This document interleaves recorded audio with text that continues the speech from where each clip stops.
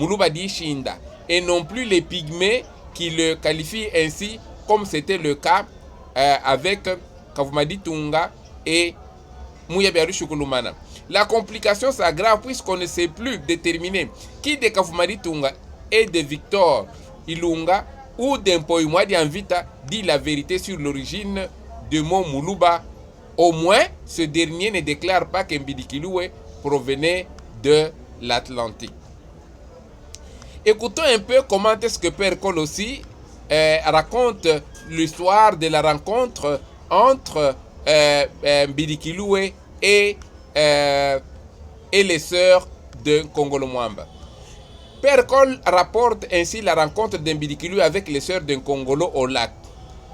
Voilà ce qu'il dit. Or, il arriva qu'un jour, Boulanda se rendit au lac pour y puiser de l'eau. Elle ne fut pas peu surprise d'y rencontrer un homme absolument inconnu qui s'y désaltérait. Il tenait à la main son arc, ses flèches et sa lance. À ses côtés étaient plusieurs chiens. C'était un chasseur venu du côté du Tanganyika du nom d'Mbili.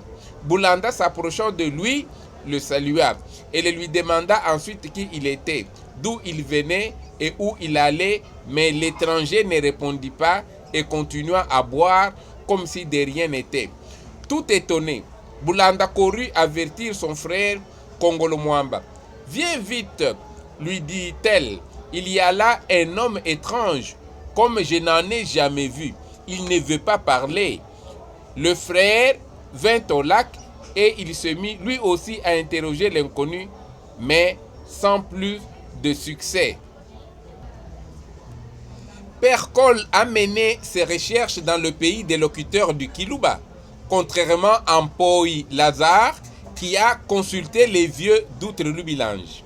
L'histoire de l'origine du mot Muluba à partir de l'entretien entre Mbidi et les sœurs d'Nkongolo au lac n'est pas connue dans le milieu de ce lac où l'événement avait eu lieu.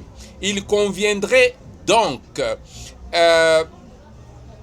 de chercher là où les vieillards Balou Bilangi l'auraient recueilli pour le rapporter en Mpoyi Mwadi Anvita. Nous avons cité ces auteurs locuteurs du Chiluba à titre illustratif.